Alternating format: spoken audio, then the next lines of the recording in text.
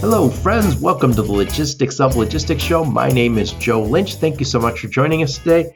Today's topic is breaking bulk logistics data silos with IntelliTrans and Matt Everson. How's it going, Matt? I'm doing well. How are you doing today? Doing great, doing great. So, Matt, please introduce yourself and your company and where you're calling from today. Yeah, hi, Matt Everson, Senior Vice President of Sales and Marketing at IntelliTrans. We're based out of Atlanta, Georgia. I'm actually out of Nashville, Tennessee. And we are a shipper TMS. We work in the bulk and break bulk logistics arena. So mainly with organizations and shippers that have a lot of commodity driven raw materials inbound and outbound from their facilities. Yep. So, Matt, you guys are a different kind of transportation management system. And I didn't understand it. We were just talking, and we'll have to edit that piece out that I screwed up on. But tell us the transportation management system the type of customers and the type of commodities or products you're moving. Yeah, so think about it like this. Anything that comes out of the ground. That's the easiest way I can explain it. So you think oil and gas, even aggregates, right? Or copper. We have copper customers, gold customers, wheat, soybeans, anything on the agriculture side, trees, right? Lumber, before it's made into building products. I'm assuming it's also milk and stuff that is liquid. Yeah, yep. Milk, food grade, definitely gets moved. But the thing about milk is it's mainly milk runs. That's where the term milk runs come from. And so it's more local than it is, international, I guess all around North America. So we don't typically see milk on rail cars or, tanker trucks, cross country, but it can happen. Yep. And I think most of us are familiar with products that can go in shipping containers, containerized freight. And by the way, not to confuse it too much, but I know some commodities are traveling in containerized freight or containers right now. But when you see those railroads roll by and there's the tankers, they're all sorts of chemicals, oil. I don't know what the liquids are, but I just stopped at a train the other day and I thought, I'm going to get out of here. This one's going to be too long. That's right. And I sat I watched for your sake, Matt, because I was like, I know I'm going to talk to those guys. I think more than half of the cars were tankers. And we don't usually think of that type of, is it just called bulk? Is that what you guys call it? Yeah, it's bulk. It's bulk. And that's exactly what it is. These so 40% of all North America rail cars, excluding intermodal, come through our system on any given day. So we are the market leader in rail TMS, and it gives us a lot of good data. And I know we'll talk about that a little bit later. But yeah, that's exactly what we're talking about. So there are different types of rail cars, gondolas, hoppers, box cars, flat cars, tanker cars. I mean, you see it on the railroad. There's probably at least those chains of 100. There's probably about 40 of them that are running through our system at any given time. Yep. So if I'm using the IntelliTrans TMS, where does it start? Where does it stop? Yeah, so it's a full blown TMS, right? And you think of a TMS, it does everything from managing the planning, the rates on the front side, through the execution, the bill of lading, documentation, the tracking of the shipment, which is pretty much the most popular and needed function of rail. And then we've got the invoices that come into the reporting analytics. So we're a full blown TMS. We do it all. On top of that, though, we have modules that are very important to, rail is going to be different than over the road, of course, but on the rail side, it's managing your fleet, right? So managing your lease, fleet sizing analytics tool to make sure you have the right size of fleet. Yard management is a big piece of what we do, right? So a lot of customers who have the rail yard out in the next to their mill or plant, are going to have to manage those cars and separately and individually. Yeah. Yeah. So we'll get into that. Those are the class B, is that what they call them? Class B railroads? Yeah, class ones. I'm sorry. There's class ones are the cross country ones, and then the short lines. Yeah, we just call them short lines are the class class 2, is that what you call them? Class 2 short lines. Yep, exactly. I used to call them Class A. I was a military guy, so I used to, when I first got it, I call them Class A's, and I was like, wait, that was our uniform in the Army. But I call the class 2 railroads the ones that you think are abandoned. yeah, So, they're usually there's over 500 of them in America these days. there's critically important, and it seldom comes up on my podcast. I'm going to do an episode in a week or two on it. We know about the class 1 railroads that are going along the expressway, and you see kind of the usual names on those. And then there's these class 2 that might just go 50 or 100 miles that go to pick up aggregate stuff, that goes pick up the bulk stuff. And it's a fantastic solution if you have volume and certain types of product. And if you don't, you can call those guys all day. They don't even answer the phone. I swear, I've said to you before we hit record that that's a group that you have to find them and then beg them to work with them. And I think part of it is because not everything's a good fit for them. Yeah, yeah. And they are selective, right, on the type of commodities and types of customers that they want on those rail lines. But you're right. I mean, there's some class 2 short lines that are 5 miles, 2 miles, right, and they're just going back and forth between a quarry, and the main line. But it's a much needed move, right? I mean, the thing about rail is, unlike truck, right? You can't just steer off and go off into the corner, and pick something up. You got to be within the rail. Yeah, it's a critically important part of logistics that sometimes gets missed. And this is usually not the end product that you might be receiving from China. It could be the raw goods that are being sent to be processed. The United States, somewhere along the line, we lost the manufacturing, the production, and the processing piece, but kept the agricultural and the, I don't know what you call it, mining, drilling, all that piece we kept here. And this is a country that is filled with natural resources, so there's good reason to do it. And we're really, really productive at that. So that is an area that we excel at. Absolutely, yeah. It's a good business to be in. Honestly, it's niche, right? But it's definitely what people don't realize is there's so many nuances within rail, unlike truck, that you need to understand about your shipments, right? And so we really help evolve the shipper into understanding that it's managing your assets and managing your the visibility of your shipments in a very tight format can actually save real hard dollars. And we connect into 95% of those class 2s. The hard part with those class 2s is they don't all have the IT teams or the technology to get data to where it wants to go. But we've done a very good job. We've been around since 1992, so 34 years of connecting with those class 2s, and so we're at 95% of all the class 2s we connect into today. Yep. So who are your customers? Are they the class 2 railroads? Are they class 1 railroads? Are they shippers? Who buys IntelliTrans? Yeah.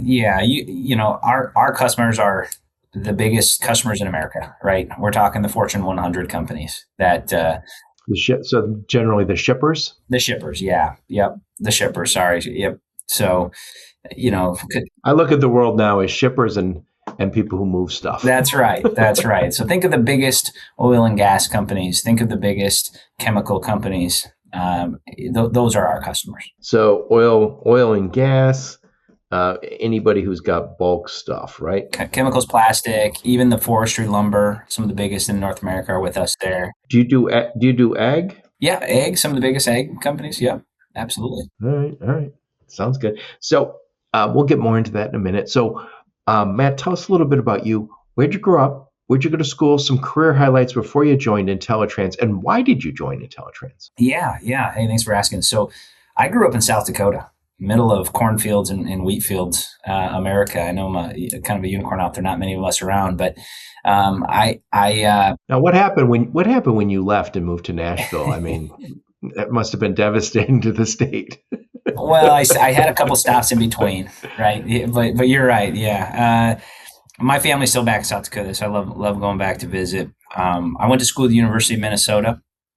I actually was a wrestler there. To get out of the cold. More warmth, yeah, yeah, to get out of the cold, yeah, a little chillier there. But no, I was an athlete there at Minnesota, and got when I was done with school, I had a little stint in the military over in Iraq, where I actually, funny enough, I was in logistics there. So we were doing convoy escorts. So I, That's real logistics where people, we think our business is life and death. Your business was life and death, and you had to do it while people were shooting at your customers and you. yeah, it was definitely a different experience. And, I never, I kind of look back at how I got into logistics and transportation, and, somewhere along the line, I think, God pointed me in this direction, but it really did start back. I was still in college, but, when I was overseas, helping transport trucks from the southern part of Iraq to the northern part of Iraq through Baghdad and through that. And that was in 2007. So that was quite a while ago, but yeah, I got back from, finished school, got back from Iraq, and my first job out of college was at a software company. And I didn't really know what I was talking about in the beginning. It was at Infor. Actually, it was called Lawson at the time. Oh, great company. Yeah, I was at Lawson when Infor bought us, and that was downtown St. Paul. Was there for a little bit longer before I go into Oracle. That's where I got my first taste in tech, transportation. Technology, selling Oracle Transportation Management amongst some other edge products, but started learning that. Met a gentleman there that brought me over to a different company called AFS. I was at AFS for a couple of years, learning LTL, so different part. Very specific to small package parcel LTL. Left there. Went to another TMS called, I don't know if you're familiar with Sterling TMS. Remember the old Sterling TMS? No, I don't know that one. There's so many. There's so many. Yeah. Well, Sterling got bought by IBM, and then IBM divested it to a company called Keywell that was based out of Europe. And I was at Keywell for just a short period of time. And I was there when they bought Lean Logistics. So Keywell bought Lean Logistics. So what everybody knows, Blue Jay. Oh, I remember that. Yeah. Name. So Blue Jay Solutions, right, really is Lean Logistics and Sterling TMS together. And so the Blue Jays obviously got sold to E2 Open in later years. But I actually went to a startup company. So I was a co-founder of a company called FreightWise out of Nashville, Tennessee, which is what brought me to Nashville ultimately. So we started the business back in 2015. I unfortunately wasn't an owner, but I was definitely one of their very, very first employee, was there from the very beginning. And so that was an LTL, small package parcel business that we grew a lot. In 2019, we were the second fastest growing company in America, according to Inc. 5000. So we had rapid growth, and I've seen, what a TMS does. So you kind of count the TMSs I've seen, the number of them, and we saw it was a fun period of time, right? And then the business got sold to a PE firm in 2022, which was about my cue to start thinking about doing something different, right? And so I never really got into bulk and break bulk logistics until 2024. I mean, I'd heard of it. I've had conversations with customers, of course, about it, but didn't really dive deep into it, until I came over to IntelliTrans, and that was in late 2024. So I've only been IntelliTrans a year, almost 2 years now. But so what made you join IntelliTrans? You obviously are a TMS veteran and an expert. What appealed to you about IntelliTrans? Yeah. So IntelliTrans has great technology, and I feel like it's the TMS that most people haven't heard of. And, honestly, when I talk to our customers, they love it. They love the system, its functionality, what it's capable of doing. I really saw that as, a diamond in the rough, right? A really valuable execution ready platform that is only going to grow and enhance. And, there's been, we're owned by Roper Technologies. And so Roper, great organization, also owns DAT. So DAT is our sister company, which I saw as an opportunity. But we worked with Roper, but we've got a pathway forward here. We're investing heavy into the product, and that's what opened my eyes. I'm like, hey, if we've got the capital to go make changes and you know, do something better than the IntelliTrans has ever done, and having the leadership team with the insight and foresight to do so, then let's do it. Hey, I'm all on board. So I definitely have heard about IntelliTrans. I looked it up or said the word, and for the last, I don't know, month or two, I've just seen nothing but IntelliTrans commercials on YouTube. And I was like, so I'm hoping that's this for me, breaks Joe. the I think curse, I Matt, think I launched that campaign. and I'm just going to tell you, I'm not going to buy it. I'm not a large shipper of oil, gas, bulk, or chemicals. I'm just not. Yeah, I have to tweak who all receives that a little bit, but I used to see there's a local jewelry store has got their stuff forever, and I remember I said, I'm not getting engaged. Why am I getting all these engagement? And then a friend of mine goes, maybe you are getting engaged. Google knows better about what you're doing than you do. I was like, oh, good point, good point. So, I want to get some definitions from you. So, uh, people hear the term break bulk all the time, and we put that in our title here today: break bulk, uh, br- breaking bulk logistics silos. But first, what is break bulk? yeah. So you think of bulk, the whole container, right? So the bulk is everything that goes in a tanker truck or tanker car. It can't really be broken down. But break bulk is similar to bulk. It's just, it can be broken down, right? So break bulk would be, hey, I've got all this rice and I can take this rice and put it in this bag. That's a break bulk, right? I can take, all of these chemicals and put it in this tote. That's a break bulk, right? Because you're breaking it from the bulk. So I have a huge tanker. At some point, it has to become totes of chemicals or bags of rice. Or yes, So yeah, at some point, yeah, exactly. Or even on the lumber side, right? I mean, you can. It's bulk when they're all together, but as one log from the trailer comes off of the bulk, it's now break bulk, right? So it's just breaking the bulk into multiple.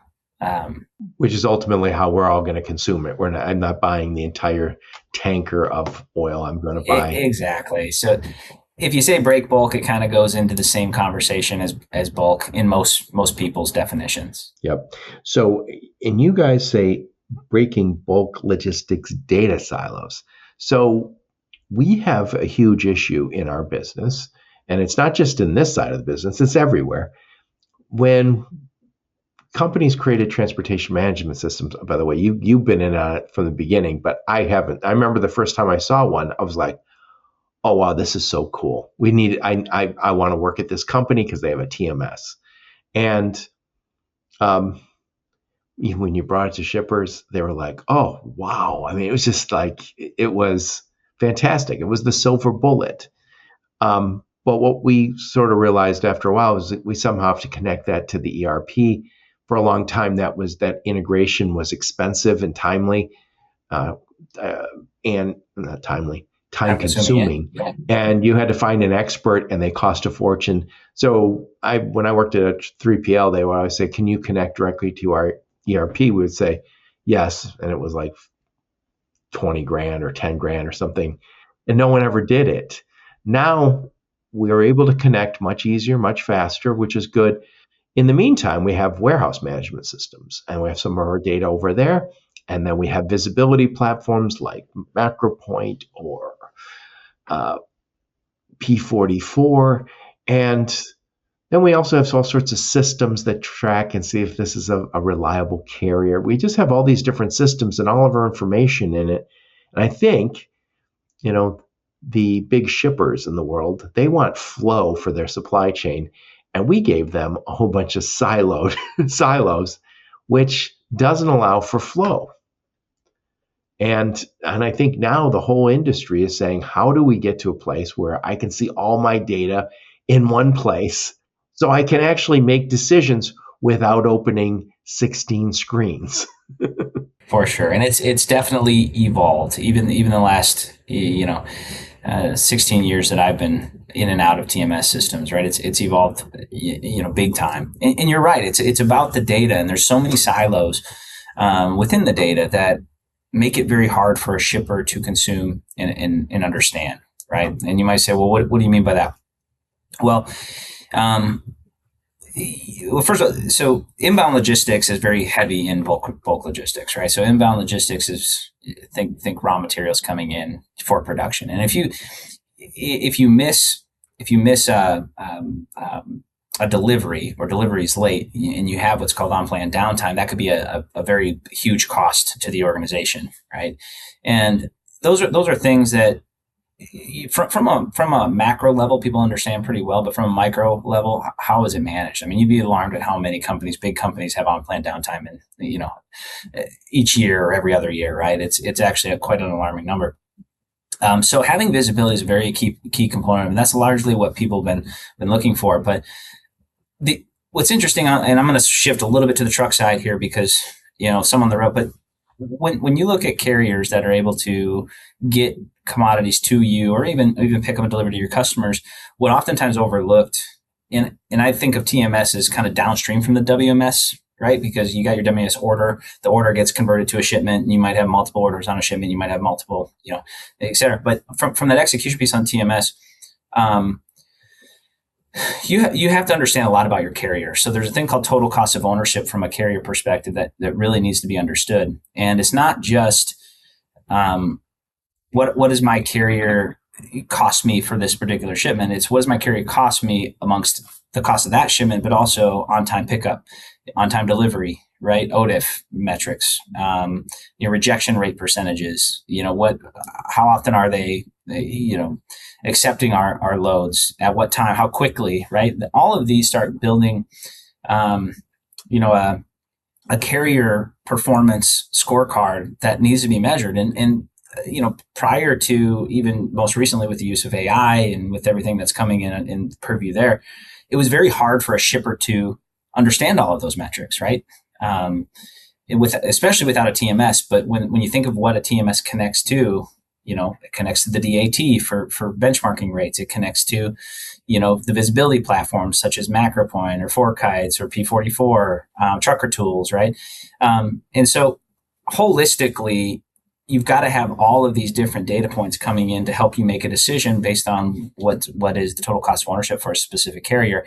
And I think that's what shippers have been hungry for a long time, and we're finally starting to get there. Yep. And am I right to say that I know you described probably this 5 or 6 different transportation management systems you've worked at in the past. Most of those would not be appropriate for people shipping bulk? So yes, that is a fair statement. Most TMSs can handle all modes of transportation. It's just when you get into the nuances of requirements within those carriers and the carrier types that the equipment types that you're trying to connect into, they differ from industry to industry, right? So CPG and distribution, they have different metrics. On-time info I mentioned, right? Versus, somebody on bulk and break bulk that doesn't have that. There's metrics that are going to be important from, so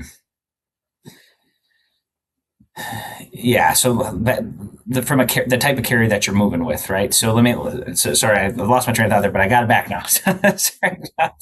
Sorry about that. But when you have equipment type as a very important aspect of your shipment, you want to make sure you're connecting to carriers that you have enough data from those carriers, right? Before you do it. So bulk break bulk carriers are going to be in a different pool than your dry van carriers. They're just going to be different. And so you want to make sure you have those connections. They're able to use the system and communicate back and forth with your users. Yep. I remember a TMS I was using, and we did mostly less than truckload, but also truckload. And we did well with that. The system was made for that. And then every once in a while, we'd end up doing some ocean shipping. And my team would just kind of make it work. And then every once in a while, someone would say, we had some parcel shipments in there that just the system wasn't meant for it. And so I always remember thinking like, yeah, I know the nature of transportation management systems is say, yes, we can we can add those fields. All we have to do is toggle those fields on. And by the way, when you think about drayage, I know there's drayage transportation management system. For those who don't do it every day, drayage is just usually going from the port to a railhead or maybe to a warehouse. They're the short runs, 50, 100 miles, no more than that usually. And they're, sometimes older trucks, and sometimes they're just picking up a container and dropping it off. So it's a chassis usually, or a flatbed. And the drayage TMS companies, and I'm not even going to dispute this because I don't know, they would say you need a unique drayage transportation. If you're a drayage company, you need something unique. And when I talk to other transportation management systems, usually the newer ones say, Joe, all you got to do is add these 5 fields. When we have those 5 fields, just toggle them on. And it's a problem, and it's always the problem with software. I've developed software in the past where people go, that's a perfect engineering tool. That's it. But if you added these 6 fields, it'd be good for manufacturing too. And then as soon as manufacturing starts getting into it, they're like, we need this, this, this, and that. And then you say, oh, we got a hodgepodge tool again. And I think it's really, really hard to keep a roadmap that makes complete sense and is completely aligned to your ideal customers. Yeah. And kind of adding to that, I agree. I think from somebody who's not deep into the details on how developing technology, it's easy. Add these 5 fields. It's simple, right? But it's more than that. And you think about like TMSs, they usually start in a single mode and they expand to another mode, right? But the fields needed in the database behind it are very different, and the nomenclature is different, right? And so you can't use the same fields. You got to add fields, and then how does it interact with each other? And how do you make sense of the data when you're trying to make sense of it in reports? And you can't. You got to isolate the reports. And so it's very difficult. But I'll use your drayage example. It's funny. I know the story too well, actually. But it is. You've got to add the fields that are needed to bring the containers in. The first, the sale dates, right? When you got to get it to the port and back and forth, et cetera. How many days you have to pick it up? That's something. Then you got street hooks, dropping hooks, right? And so the rates, though, now you start thinking about the rates. The rates are usually an all-encompassing rate for both moves. And so is it a multi-stop shipment now, or do you stop and then pick it up and send it back? And so you got live loads. And so it gets to be a little bit more nuanced, to where it's not as easy as adding 5 fields, but that's part of the problem, because everyone wants to grow. In order to do that, you got to be able to be smart with how you manage the data. Yep. So getting back to this, you guys are working with some of the largest shippers in the world, and it is the bulk stuff. It is not, you're not delivering stuff to Target. You're not delivering stuff to an assembly plant. You're more the raw goods that came out of the grounds, whether it's oil or gas or agriculture.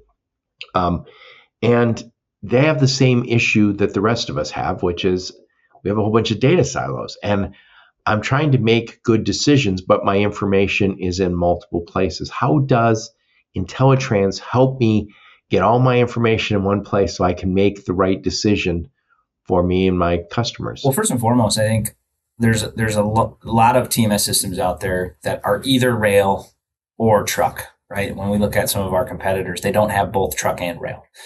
And truck and rail, especially on the bulk side, are very closely related, right? It's the same equipment type. One has wheels and one has a track, but it comes down to how much weight you can put on a rail car. It's usually about 4 times what you can put on a truck, a regular truck over the road, right? You got weight limits on the road, and you have much higher weight limits in rail. So the decision matrix on whether I should take this amount of this quantity of commodity and inventory, do I put it on rail? Do I put it on truck? And right. And what about the days in transit? And then not only what are the days in transit for what we expect and what the carriers tell us, but what are the actual days in transit that all of our customers consolidated together are that we're seeing in our system? So, what we do is we do dynamic ETAs based on what we've seen in the market, as early as yesterday or the last week. Um, but we'll see congestion in Chicago. We'll see congestion in Houston and say, hey, if you're in there, add another 4 days because that's what it's taking to get out of there right now. And so that kind of information is valuable when, take it up a level. The decision tree needs to be made at a higher level. Yep. I'm going to ask some more basic questions because, again, I talk to over-the-road guys all the time. So I have these Class 1 railroads that go back and forth across the country. What are some of the names of those big companies? The rail carriers? BNSF, CSX, NS. Yep. So we all see those. Norfolk Southern, CSX, we see all those. But then there's these, as you call them, Class 2 railroads, which could be very short line. These are the short lines that deliver stuff to the Class 1s.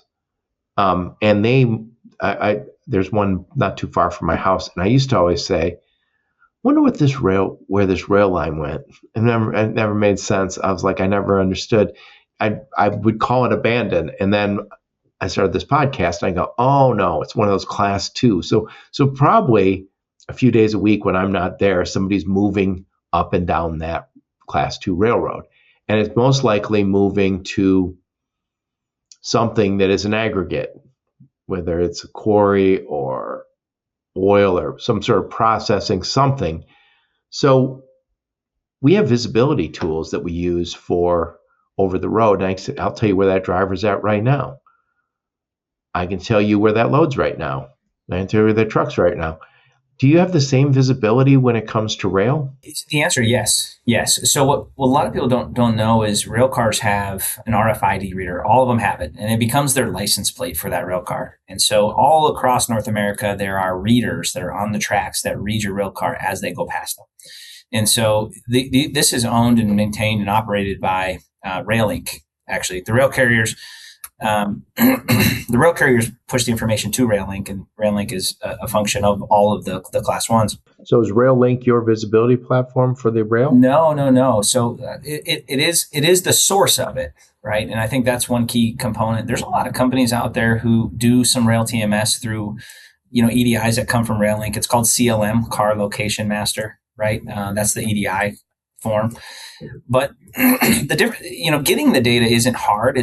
It's making sense of the data that becomes difficult, right? And so we take that data, and not all the time does the carrier update the data. Sometimes it's something, a car gets what's called constructively placed next to where it needs to be unloaded, which is when it's called actively placed. And so CP and AP are events within the rail shipment, right? And sometimes when the carriers don't update the CP data, it can throw off all of your data set. You can throw off, well, how long is my transit time, right?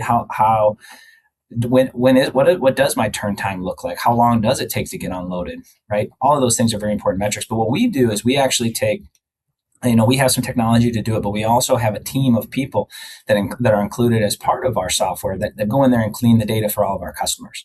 And we've been doing that since the inception of IntelliTrans, which, now we're entering the era of AI, and boy, do we feel lucky because we have a lot of clean data for years and years and years of all of our customers, all industries, so we can really help understand what is the actual transit time, and so it really projects on to our customers real live insights on what they need to know about moving their fleet cars at any point in time. So where do the data silos show up in this business? Yeah, so I think it's a lot of different places, right? You've got your leases that you got to manage.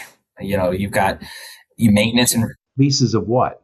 Of your rail cars, yeah. So it's common in the rail industry for shippers to either own or lease their rail cars. So not unlike truck, truck is where you basically are renting a car, to come pick up and then take it to its final destination, and then it's done. You're over with it. But rail is all about visibility of your fleet, right? And because you have your own fleet, it's yours. It's a two-way trip, down, loaded, back, empty. And so how long does that take, right? In the transit time that that does take impacts how many cars you actually need, how many cars you have to go lease, how many cars you have to go buy. And so it's measuring, everything from, all right, well, I mentioned a few of them: transit time, turn time, how many fleet, your leases, when they're expiring. When do I have to have maintenance on my own cars? When do I have to have maintenance that is scheduled for even my leases?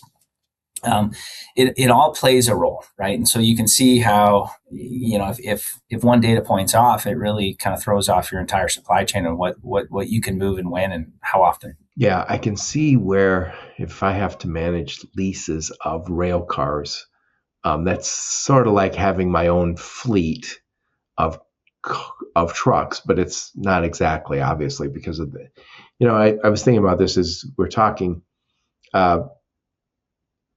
A truck is going down the expressway, and if there's a jam up, an accident in Chicago, you go, oh, I'm going to go around Chicago tonight.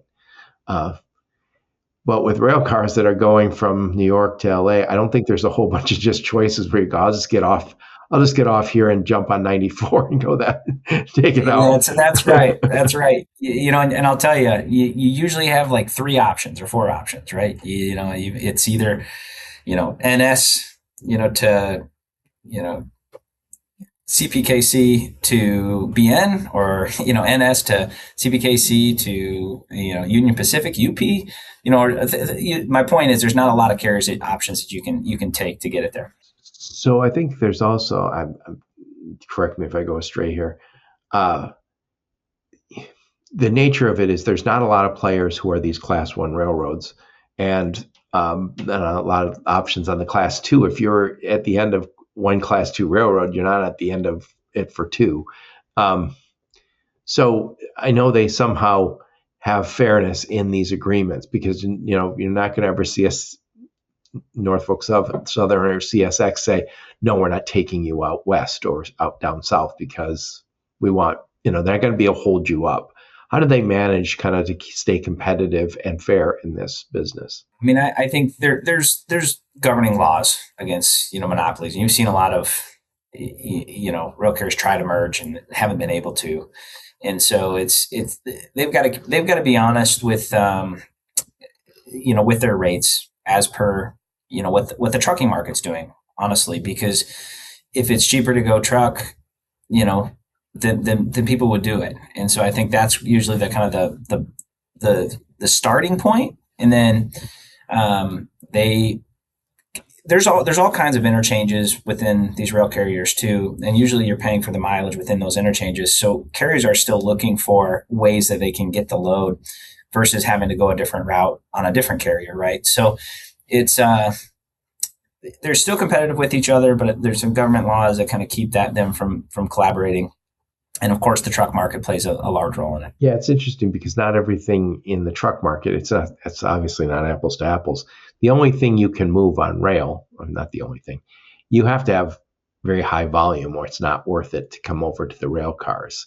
And I'm also going to assume that it's, the trains run when they run and they're pretty good, but they don't want to be, I'm assuming they don't want anything to do with just in time for any facility, just because of the nature of the business. Right. And honestly, the big thing is inbound pipeline on rail too. You got to know when those cars are arriving so you can get them unloaded. And the quicker you can get them unloaded, the less you're going to have to pay for demurrage. If you're holding on to a system car or a customer's car or a pool car for too long, you get hit with demurrage fees or detention fees, right?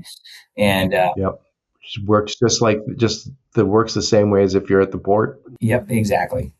So there's some things to monitor, and obviously that's what our system can do, and super exciting. Yep. So again, you work with large shippers. They're moving bulk commodities. And I know one of the things I wrote down to talk to you about is sometimes those shippers are being overcharged, and they don't have that. They don't have the tools to say, wrong, we shouldn't be paying that. It arrived at this time rather than that time.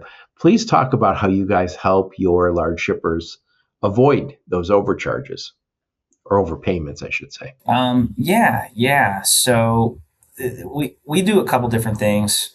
First, we update the events in our system, as they become available for us to look at. We have some flags in our system to say, hey, why did this event come before that event? And that doesn't look right. So let's go back in the system and identify what's really true. So we have an operations team in Conway, Arkansas, a large group of them that's really managing the data within our shippers platform, like their version of our platform, their system, and making sure everything is accurate. And if we can find out that a date that the carrier's claiming, or maybe customers claiming that you held onto a rail car, that's not true because we have those dates in our system. That's one way we can combat it.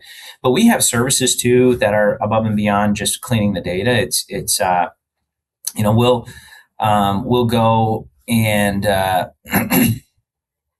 we'll go to the carriers on your behalf, and we'll fight demurrage charges for you, right? We'll manage those costs and make sure that you're not being overbilled for anything that you shouldn't be billed for. Yep. And I'm assuming that's a big issue because anytime where there's this many handoffs, there's always kind of it's not just one company.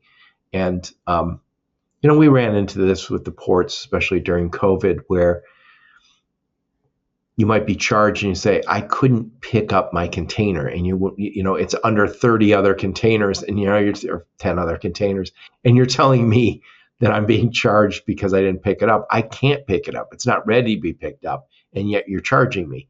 And I think it's also one of those things where when the feds got involved, they said this is kind of critically important to keeping our competitiveness in the country. We can't have our ports become a problem where people say, I don't know what the price is coming in. I was billed this much, but I think I might be charged 30% more.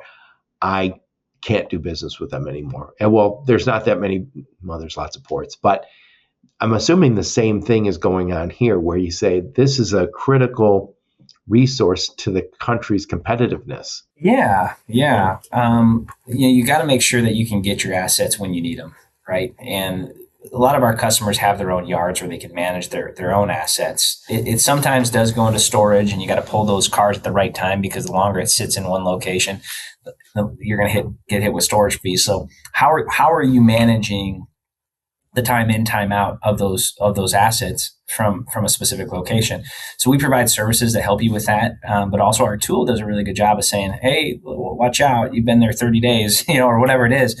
You need to move this, and those alerts are something we set up within our system to help. Right. So you'll help them with their asset utilization, and you'll tell them if they say, I've got 20 of these cars, and you say, Joe, you only need 18. You're just not using them properly right now. 100%. Right. So I think there's two points you made there. The first is you got to use the assets that you already have. Right. And you got to keep them in rhythm, because if you're using the same one over and over and over and over again, the ones that are sitting idle are going to be collecting fees. Right. And so that's one point. The second point is, how many cars do you truly need? And so we have tools in our system that help you forecast, based on our sales forecast and based on turn time and transit time by this location and this type of car and this kind of commodity, how many cars do we need, in this lane over the next 12, 24 months? And so we forecast that out for our customers as part of one of our tools that really gives them I always say it's kind of the Goldilocks effect, just right, too much, not enough, right? And either. Well, I'm also assuming that if I have an asset, let's say one of those cars, and I'm leasing it, and maybe it's either not being used or it's in the repair yard too often, and you say, okay, Joe, time to get a new one. This thing's costing you money, not making you money. And if you're not using your assets properly, you're going to need more of them. That's the problem. And I think that's where you need kind of network optimization, which you can't do without a TMS. Correct. I guess you can. It would be really hard. Yeah, but it is hard, and you see a lot of customers, that try to do it on spreadsheets, and they end up like, all right, I just need help, right? Because it gets convoluted. Well, there's a lot of moving pieces, and you're not able to control everything. You're a cog in a big machine, and so you need outside insights, or you're not going to be able to make it happen.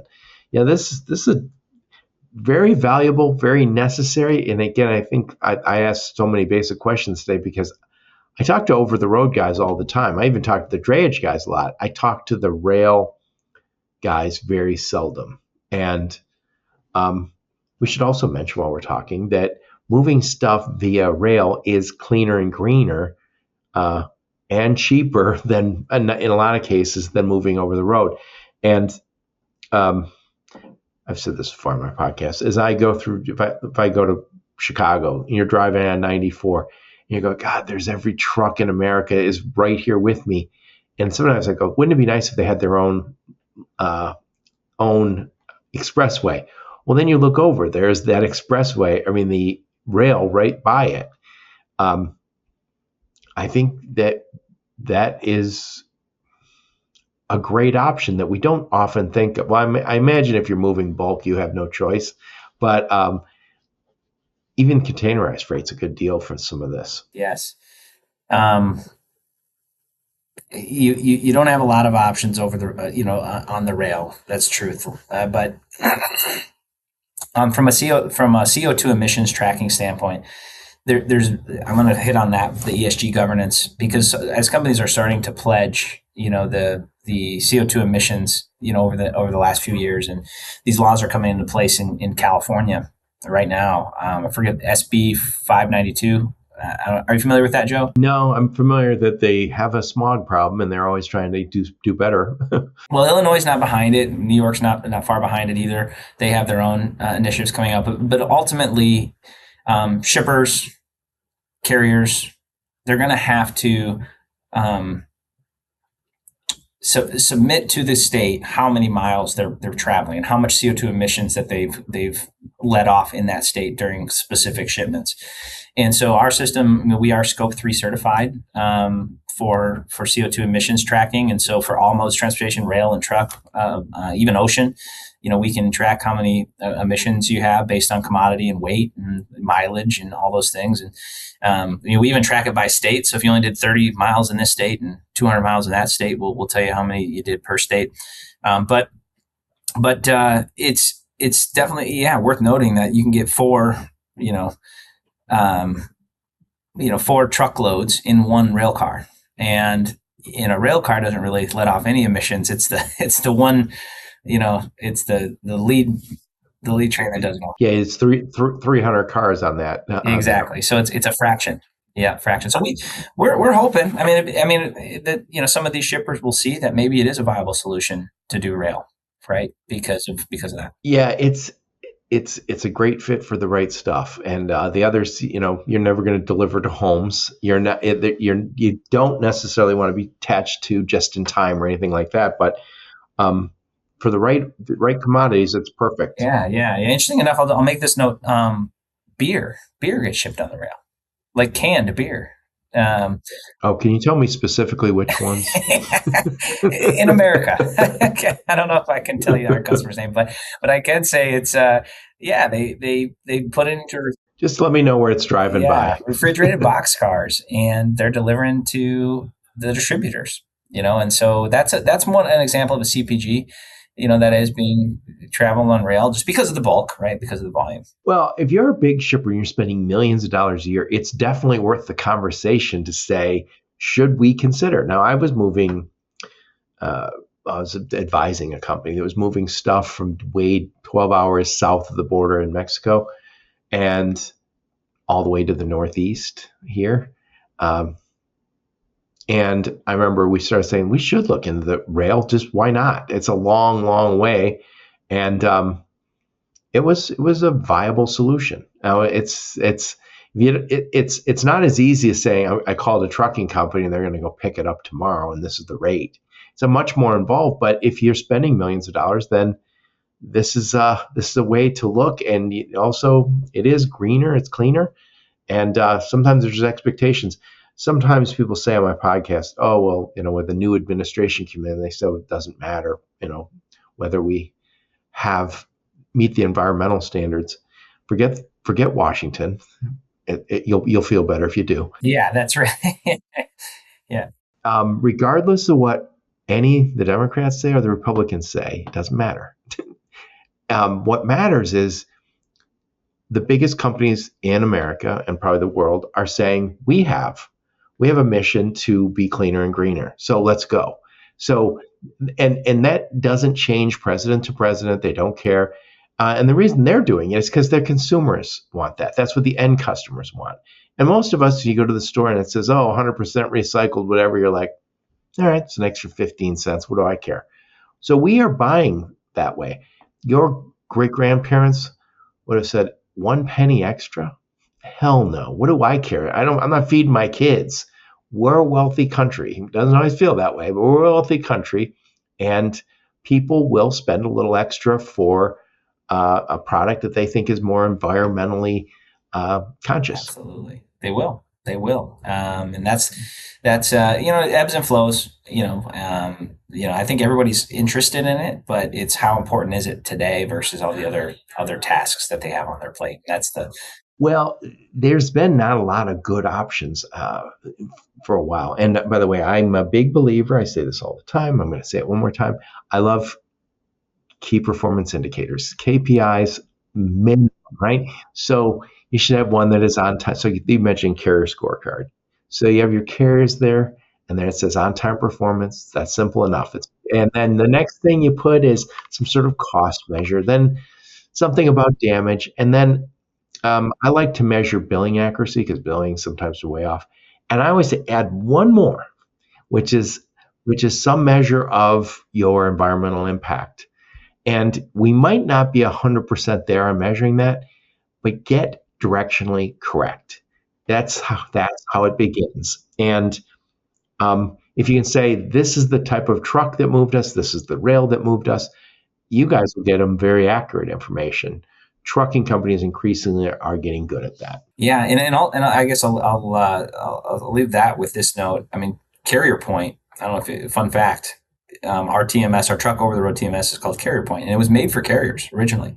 It got transitioned to a shipper TMS when shippers found out, oh my gosh, I can work with my carriers so much easier that way. But that is the strength of our TMS, because we do give good, strong carrier scorecards and KPIs. Because if you think about the other TMSs, I say other TMSs, the bigger ones that do a lot of CPG retail, dry vans, there's millions of dry van carriers out there. It's hard to keep track of them all, right? Especially when you got brokers and stuff. But in the bulk world, there's not a lot of brokers. You don't need brokers, so it's all carriers.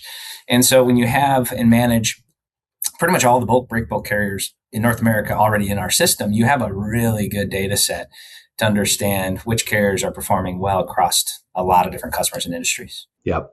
Well, I'm gonna try and summarize this again. It might be a little weak on my summary here, just because I'm still trying to understand your business completely. But I do know this: there is a TMS that is specifically for people who are shipping bulk, and bulk is not containerized. So when you think about an ocean shipping, or you think about a rail car that you can physically go in and take product out, that's not what we're talking about. We're talking about those containers that might be a tanker, it might hold grain, might be some sort of chemicals. These, would you say it's 40% of all the cars are filled with? Yeah, come through our system on any given day. Yep. Yeah, and so this is a different animal, and it doesn't necessarily. Matt has worked in a whole bunch of different transportation management systems. When he says those don't work for bulk, I believe him. So there's a reason some of the biggest shippers in America are working with you guys. And again, when we think of bulk, it is usually the stuff coming out of the ground, whether it's oil or gas or agriculture, some sort of chemical. This is the stuff that is going to be processed into the goods and services we get. It's not the stuff that we're delivering to homes. So a lot of what we talked about today is the Class 1 railroads, the very biggest railroads that are going all the way across the country. Then there's the class 2 railroads. Those are the guys who might be going, as you said, maybe 5 miles. I think the longest one might be 100 miles. And those are usually going to some sort of processing facility or somewhere where they are offloading the gas onto those rail cars.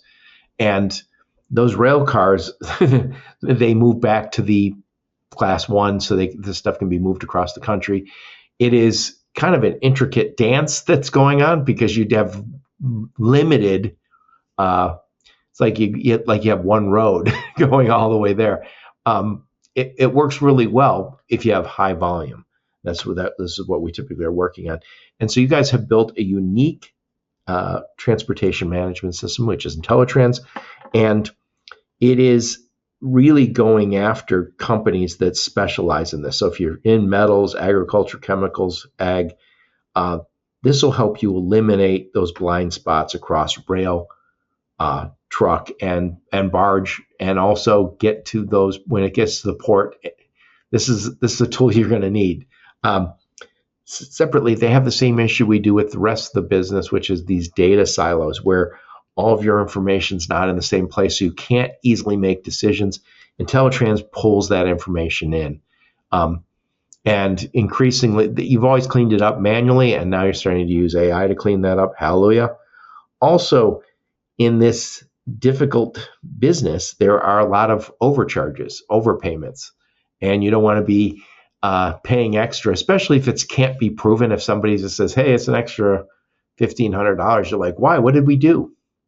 They can help you with that. They're going to do the, do you guys actually do the audits, or you just give them the tools so they can we do audit. the audit? Yeah, we audit. Absolutely. Yep. Yeah, we'll audit the invoices and everything. Yep. I love it. And then optimizing asset utilization. So you're leasing these rail cars that might come to your facility or to your vendor's facility. And those assets, they're expensive. So it's just like having a truck fleet, and you say, hey, I got 30 of these cars, and Matt and his team say, geez, you only need like 13. You guys are really not using them properly. And let's face it, if you're in one of those yards, you might get in the mindset of, you never know, right? That what I'm using for parts. Who knows what mentality you're bringing to the party? But we're all trying to get more efficient. And so if you can say, Matt and his company help me get rid of a few cars, I'm assuming it's going to more than pay for the IntelliTrans investment. Anyway, also rail, we should mention cleaner and greener. If you're trying to meet your environmental impact goals, you should be considering rail. Anyway, Matt Everson, put a big old bow on this one. Final thoughts on the topic. Yeah, no, and I appreciate it. That's a great summary. You know, I think the expertise we have in these industries is outstanding, right? We've been around a long time.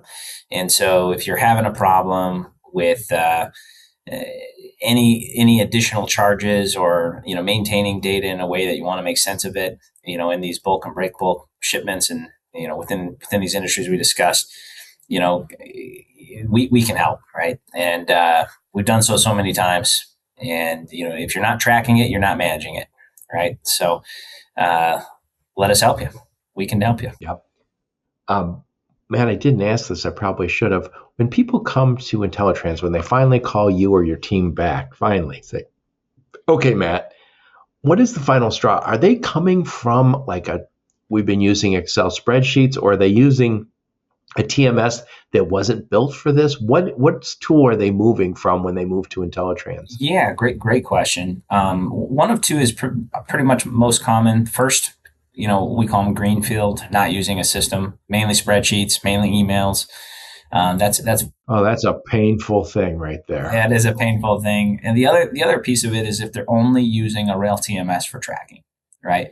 Because there are rail TMSs that do a decent job of tracking the shipment without much insight, of course, but a full rail TMS should do everything from managing leases, as we mentioned, and maintenance, repair, and your yard, and giving you insights on what to do. They're coming from a little less comprehensive tool. Yeah, exactly. Yeah. So those are pretty common. Yeah.